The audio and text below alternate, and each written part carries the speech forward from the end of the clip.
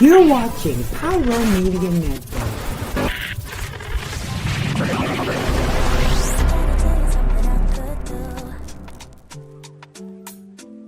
I could be running or I'm chasing you, but I won't. Cause I got better things to do.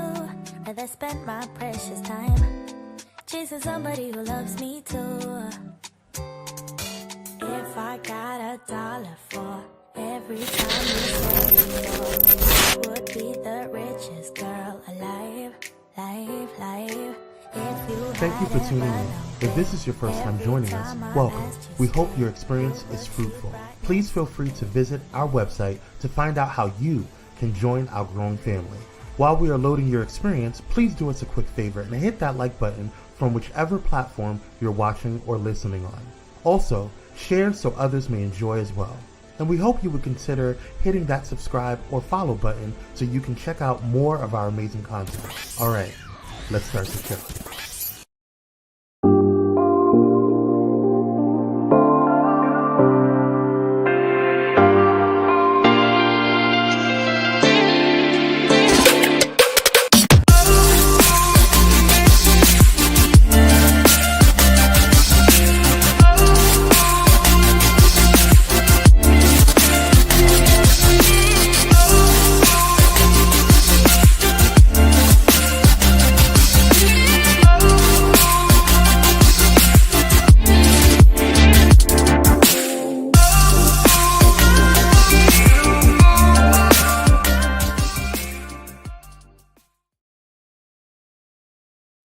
Hey. Happy Friday, Junior. Why do I always confuse myself? I don't know why, but I do. And it's okay. It's okay. Sometimes we get confused and discombobulated, and it's okay. It's all right to be that way sometimes. Just got to pick yourself up, push through, keep it going. Hey, everybody. Happy Friday, Junior. I am Dr. Nicole D. Vick of Nicole D. Vick Live. I'm so glad to have you here with me on this beautiful Thursday evening. We got a lot to talk about. We really do. We really do. This week, I wanted to focus the episode on this idea of Friendsgiving, right? So a lot of people, of course, celebrate the Thanksgiving holiday. Family comes over, they're eating, everybody's laughing. Sometimes they're not laughing. Sometimes it be arguments and stuff. And then, there's also this idea of Friendsgiving, where, maybe folks, their chosen family comes together. And so I was inspired to really focus on the importance of friendship, especially among Black women. I think about my daughter who celebrates Friendsgiving, literally will rent a tent and have cook all this food, and all the friends are having a good time, fun and games. And so I was really inspired by that. But then what had happened was Tuesday happened, just Tuesday happened. And then it was what happened? And so I wanted to talk about that. But then I also wanted to still kind of keep this conversation open around friendship and the importance of friendship, because I have been seeing a lot of posts on social media about things we all we got. We have to stick together. We have to get into community. And so to me, this topic still is appropriate. And so I just want to kind of share a little bit about my feelings about what happened on Tuesday, right? I feel like I can't just act like it didn't happen. Share some of the things that I think, some of the things that I have observed. And then we'll talk about friendship and how important it is, for folks to kind of find community and get into community with each other, because that is what's going to be the saving grace for a lot of us, especially if we have marginalized identities, and we feel like we are not safe. Okay. So first, let me just talk about what happened on Tuesday. I will say, first and foremost, for me, I've been saying this for the last 5 years, disappointed, but not surprised, right? I think that because of the way that I understand the world, the way that I understand our social structures, and the way things have been built and designed in this country, that there's a certain type of dynamic that will always win. Right? Women are not really regarded as much as we have advanced as women. A lot of us have advanced degrees. We're doctors, we're lawyers, we're pilots, we're all these things. I still don't think we have gotten to a space where people can regard a woman as the head of this country. I don't think we've gotten there, right? We saw it with Hillary Clinton, where I felt like, well, she, she gonna get it, and I'm like, no. So then I said, well, I don't know if this is going to happen. I was hopeful that it would happen, but I was like, I don't know. And then I think also the multiple identities she had, right? She's as Indian heritage, Black heritage, and so there was all these questions and things, and we all know how the caste system works. Um, you know, uh, some people are regarded, more valuable than others, and if you think about who she is and her background, technically she's kind of lower status, right? Which is crazy, as accomplished as she is, a lot of education and degrees and high, profile jobs, thoroughly qualified, couldn't quite get this job.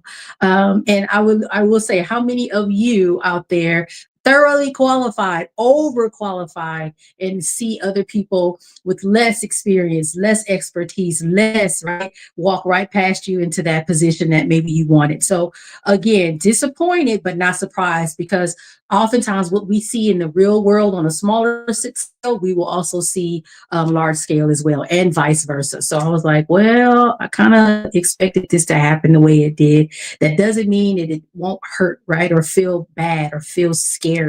You all know the field of work I'm in. I'm in public health. And so when we think about stuff like, oh, shoot, what's going to happen to funding? What's going to happen to programs? What's going to happen to all the hard work we've done around a whole host of really important public health issues? Where's all of that going to go? That's also a very real fear for me. Like, I mean, for me, I've spent my entire career, right, in a number of spaces doing really, really valuable and great work. And I just worry about those kinds of things. Like, where will that money go? Where will all that hard work end up? Right. So it definitely was like, wow. It was disappointed but not surprised. But then it was like, okay, but wait, now what's going to happen, and what will be sort of the repercussions of those actions? And unfortunately, we don't really quite know yet. I think we have some understanding of some things that may happen, but we just kind of got to walk into 2025 and see what comes next. Yeah, that's kind of where I'm at right now. Worried, I'm afraid. There's populations of folks and people that I know personally that I'm worried about, and they're worried and afraid for their friends and colleagues in other parts of the country. And so I think we just gonna have to wait and see. And I think I'll say this as the last thing. I know people say, "Oh, this is gonna be a rough next 4 years." But we have to realize that a lot of the decisions that will be made in those 4 years will impact us well beyond those 4 years, right?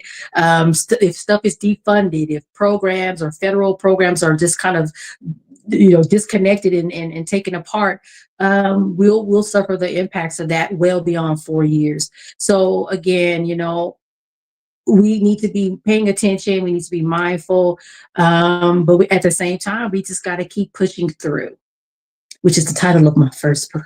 We got to keep pushing through. At the end of the day, we have been through worse, and not to say that makes us feel any better.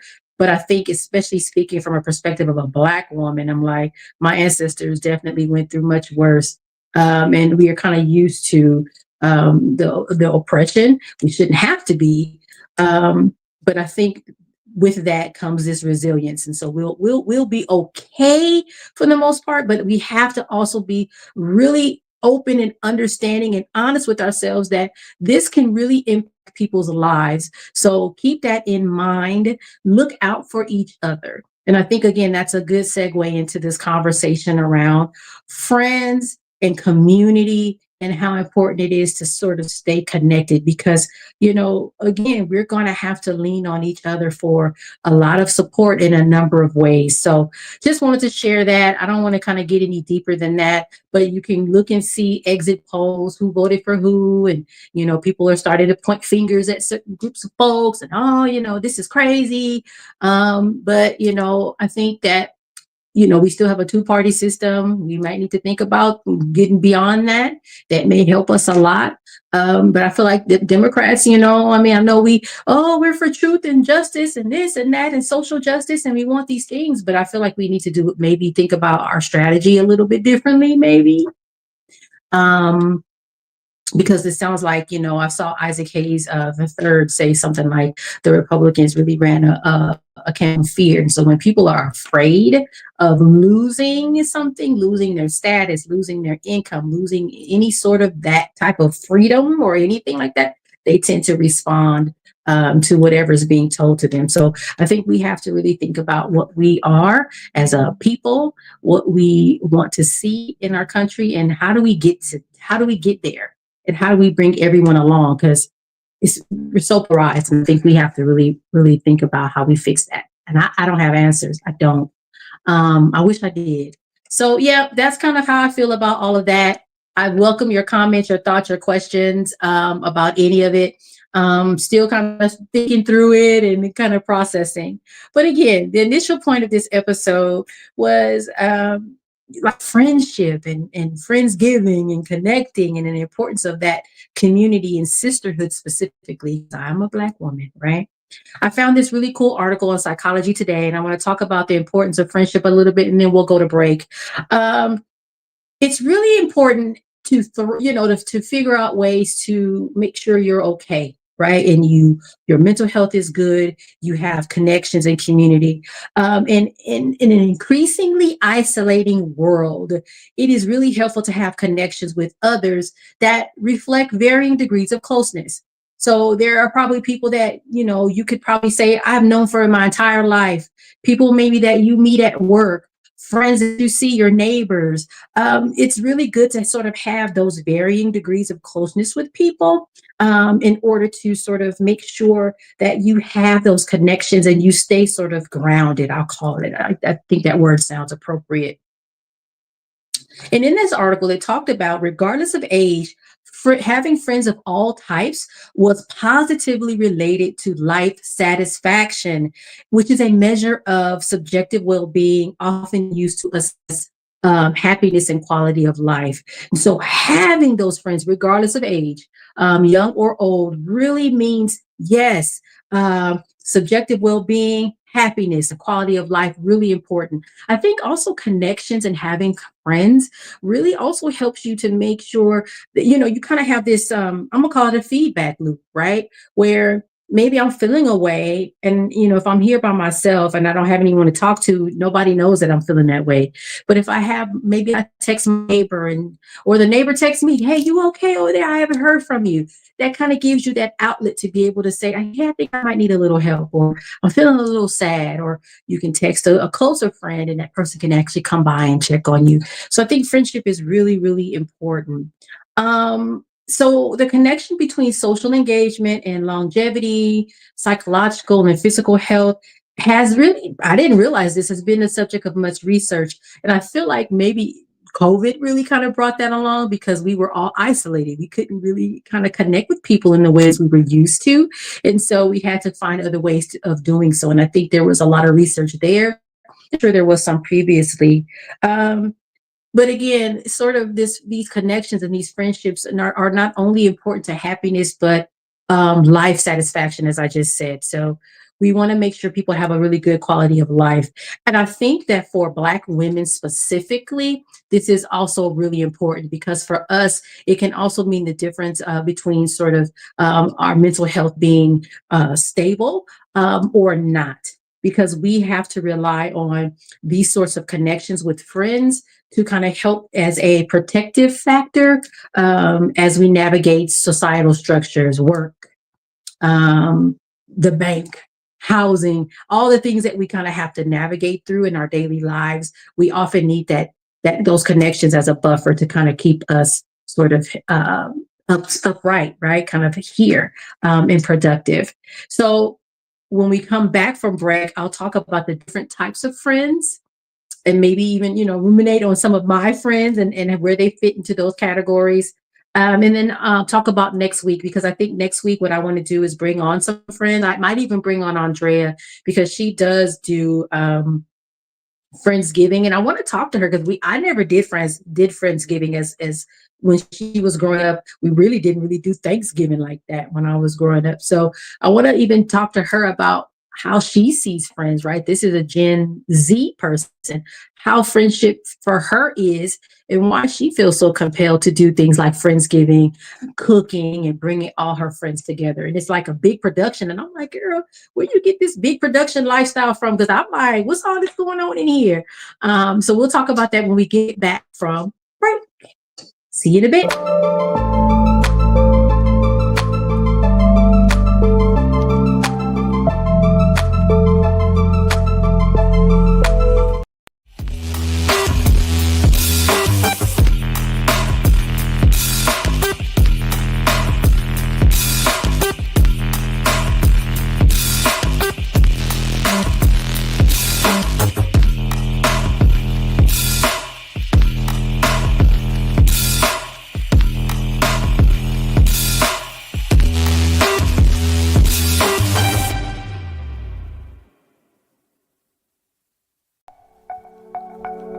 Are you ready for enlightening conversations that transcend boundaries? Get ready for Conversations with Clergy, brought to you by the HIV Vaccine Trials Network. In partnership with the world's largest publicly funded international collaboration, the HVTN is dedicated to evaluating vaccines to prevent HIV and COVID-19. But their impact doesn't stop there.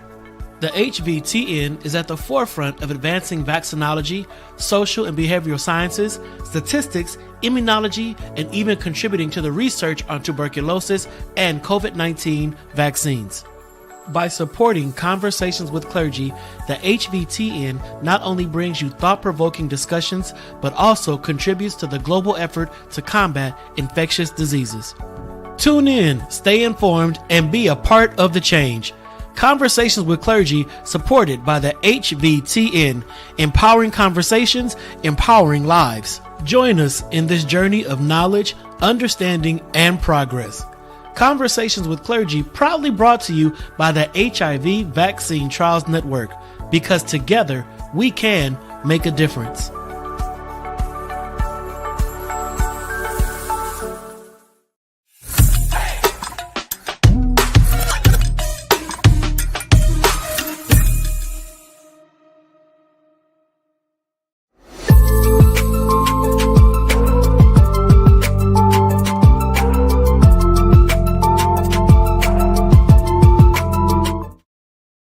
And we're back. We're back. Oh, thank you so much again for joining me on this episode of Nicole D Vick Live. We are talking about the importance and value of friendship, sisterhood, specifically among Black women. And I was talking about how a variety of interactions, right? Different types of friendships have value and add value to your life, add to your longevity, improve your mental health. And so, let's see. I have my article here from Psychology Today that I found around the different types of friends and why they are valuable. It says, regardless of where you are in your life, age-wise, stage-wise, or location-wise, it's important to cultivate a multifaceted network of friendships. This also invites diverse people into your life who can help you grow beyond your comfort zone and encourage you to learn about other perspectives and ways of looking at and living life. And I have found that to be true in my own life because I do have a lot of friends from different kinds of backgrounds. I have friends from other parts of the country, that maybe have moved to LA, that have a different perspective. I have friends that are different ages. I have friends from different parts of the world. And it's been for me, an enriching experience because I get to get understanding of their perspectives on life. And it helps me to reconsider even things that I believe to be true or opinions that I hold. And so it really does help stretch you. I'm the kind of person, and I don't know if you can tell about me, I can go somewhere and I will make a friend. It don't matter. I can go to the grocery store and start talking to somebody and we talking. We kikiing and laughing. I can go to an event for work or some other type of sort of get together and sit down across from somebody and we talking. I can be, this is the one that's really funny too. I actually lost contact with her and I'm like, dang, I can be on my way walking into an event. So crossing the street, waiting at a stoplight, and I'm talking, hey, you going to that event? Yeah, uh-huh. And we done had a whole conversation from that street corner to the front door of the event. And I done hung out with this person. We had a whole conversation. And that's just the kind of person that I am. Like, I'm interested and curious about who people are, what they're about, what they're doing, what they're working on, what's important to them. And I think it's so important to kind of have that skill set, because you just never know how you can either help that person or that person can be helpful to you. And so I'm just really glad that this data is kind of supporting kind of what I'm saying. Like, yes, have your best friends from when you were 5. Yes, that is important. But also be always on the lookout for making acquaintances in other ways.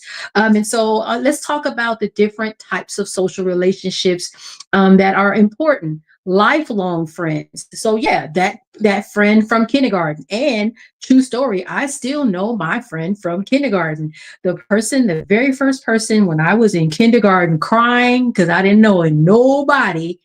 She came up to me and was like, stop crying. Still know her to this day. Her name is Rashida Carbo. And we are still friends. Now, are we like super close like we were when we were little? No. I mean, we've all grown up. She moved away out of state and came back. But the fact that I still know her and can reach her and can say, hey, what's up? And know her daughter and everything, I think it says a lot. So it is important to have those lifelong friends that you've known for a very long time, because they probably know you a lot more than you realize, and can sometimes be that person to kind of pull you by your collar, like, you know what, you tripping, get yourself together. Or what's wrong with you, right? Or if they haven't heard from you in a while, they know, let me drive over there. What's going on, right? So lifelong friends are important. Best friends is another one.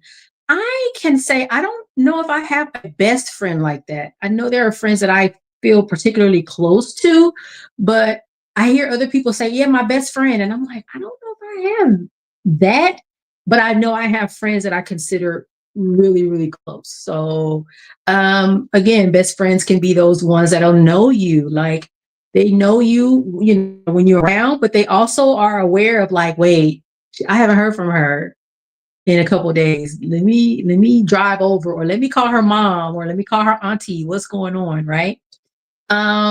Close friends to me are best friends. So I'm like, what's this list doing? This list is a little wild. But then there's social group friends. Maybe there's friends that you socialize with, you go bowling with, friends that you go to aqua aerobics with. And I feel like there's more categories to me. There's the social media friends. Like, I have friends that I have met on social media that I actually now have friendships with in person. And there are also friends that I've met on social media that I have never met in person, and probably won't meet in person because maybe they live far away.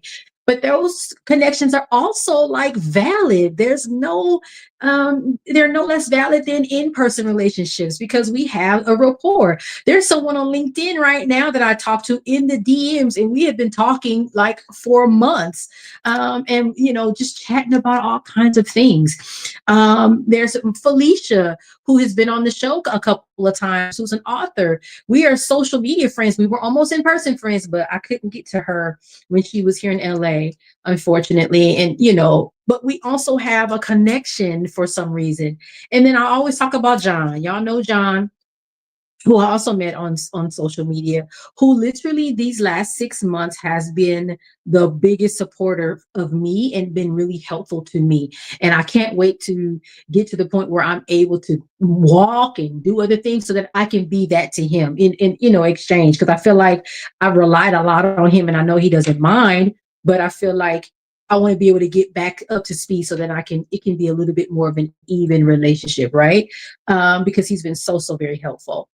There's activity friends, hey, the book club friends, and that's great. And then there's friends of convenience. And when I first read that, I was like, that sounds bad.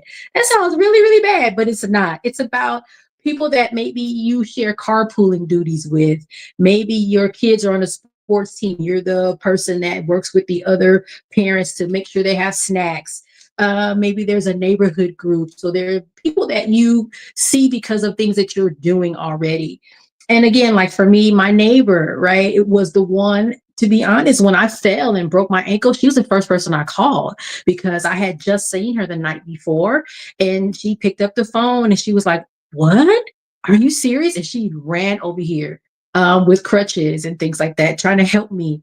So sometimes, people will show up for you in ways that you don't expect. And so it's really important to have those different types of friends to be able to show up. And again, you to be that friend to other people. And then acquaintance friends, your coworkers, maybe the person that works at the coffee shop and you happen to go to the coffee shop every day and you have a kind of a little bit of a relationship. Hey, how you doing? You know who was an acquaintance friend? I have to tell you guys this story. And I don't know if I've told you this before. So when I was taking public transportation to work, um, there's a Dash bus. I don't know if you guys are watching from out of LA County or LA City. Dash is a local bus line, right? Whereas some of the like MTA is more regional. So what I mean by that is Dash is not like from one point on one street all the way to the end and then turn around. It doesn't really do that. Dash will go around the neighborhood in a loop. Okay. And so in the morning, when I would go to work, I would get on the Dash bus and it was free. That was also the other good thing. It was free 99. Get on the Dash bus. I would get on that to go to the train station, right? And so there was a guy and he was so cool. One of the bus drivers. I actually would look forward to seeing him. He was off on Mondays, but I would see him every Wednesday and every Friday. So I would call him an acquaintance friend where we had great conversation, but I just knew him from him being the bus driver. I knew he had 2 sons and a daughter. I knew some things about like where he grew up, and we would talk and laugh, and then I would get off, and he would say, "Okay, have a good day. See you next week or whatever," and then I would go about my day. But what I will say about that acquaintance friend, when I didn't see him anymore, I felt it. I was like, what happened to the bus driver? I forgot. Did I even know that man's name? I don't even think I knew his name, but I knew who he was, and I would look for him. And I would like to think that he would look for me too, because I remember one occasion I was out sick and he was like, I was wondering where you were. When I came back, he was like, where were you? So he was paying attention. And it was a thing where I felt like he was looking out for me. He would tell me, be safe out there, you have a good day and I'll see you around. But it just made me feel connected to the community. And it was just like, he was just a really nice guy. And to this day, every time I drive by a Dash bus, I kind of look to see like, is that him? And I haven't seen him. And it's been almost a year now. And I'm still thinking about that. So just to give you the point where even those kinds of friendships are important, because I'm still talking about this man and I have not seen him in almost a year. Because the last time I saw him was around the holidays. And then when I came back to work after the holidays, I didn't see him. And I was like, what happened to the bus driver? And so I don't know. It was just wild. But he was an acquaintance friend, someone that I saw, but he made an impression on me. And I felt safe. I felt like he was supportive, like he was looking out for me. And plus, like I said, he was really fun and easy to talk to. So acquaintance friends are important, really, really important. All right. So before we end, how many friends do you need? Do you need 50 friends? Do you need 3 friends? The number of friends we tend to have among the different types isn't really determined by age, relationship status, or whether or not we live alone. You're never too old to create friendships you need to support your mental health and social well-being. In that study that I'm referencing in Psychology Today, about half of the people in the study felt that they had too few. I can't read, too few close friends. The other half felt like they had plenty. And some felt like they had too many. I'm like, can you have too many close friends? I don't think so. To me, no. Sometimes one of them is busy. They don't want to talk to you, right? The right number to have, I mean, there is no such thing, I don't think. Some people felt that having 2 or 3 close friends was enough. 4 to 6 was good. And then a few believe that 7 or more is better. But I think, again, it's really about having friends in those different categories because they all serve different needs. And I think, again, going back to something else I want to say, it's also really important for us to think about what kind of friend that we are to other people. And that's something that in my illness or injury, I'll say, I've been more reflective and mindful of. I'm like, in this season of me needing people a lot, like needing help, needing assistance. Can you come drive me here? Can you take me to the office? Can you do this? In this season of me really needing people a lot because I can't do things alone, I've been really reflecting on how have I shown up for other people in their lives? And I'm really starting to think about how I can be a better friend. So I think as we're talking about these conversations around friends and friendship and the importance of friends, it's also really important to think about who you are and what kind of friend you are to other people. In some of the relationships and sort of interactions I've had with other people in this last, I will say 5 or 6 months, I've really started to think about that. Like, how can I show up better for other people? Even in this season of me needing people more than I ever have, which is another thing. That was rough. Woo! Now, y'all remember we had a pandemic and we couldn't get together like we could with other people. The number of acquaintance friends probably was really strong, right? Because when the delivery person brought your groceries, that's the only interaction you had. Like, hey, how are you? You know, you're chit-chatting and they're like, can I please leave? But because we couldn't get together with our friends and family like before. But I think lifelong friends, best friends, and close friends are the strongest predictors of overall contentment with life. Probably the strongest indicator of mental health and social well-being. So focus on making those best friends, those close friends, finding, call your lifelong friend, call your friend from junior high school and ask them how they're doing. Because you ain't talked to them in a while. Check on them and see how they're doing. Go out and arrange and have coffee or lunch with them, and connect with people in real life. I think that's also something else that this injury has taught me. I think that's all I really wanted to talk about.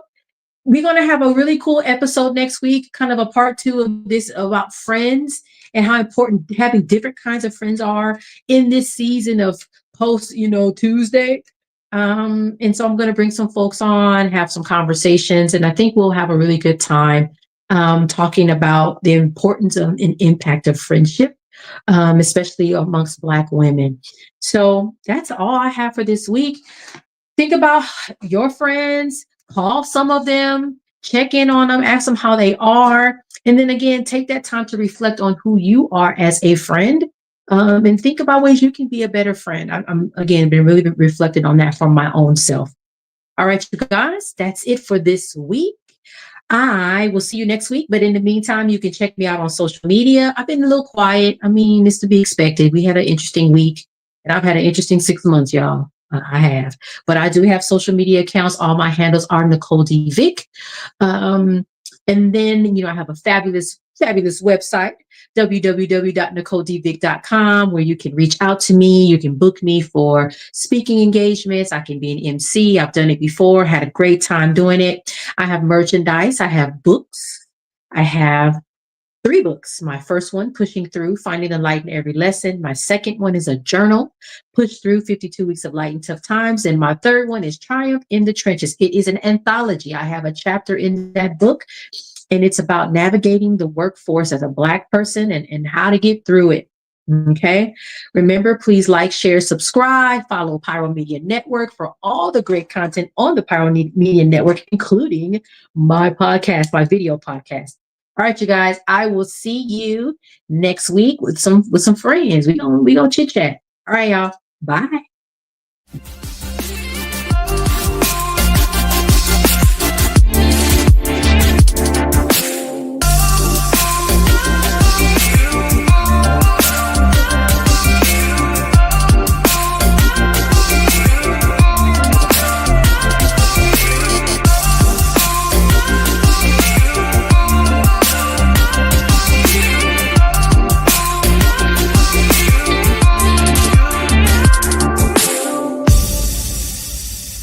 Thank you for watching Pyro Media Network.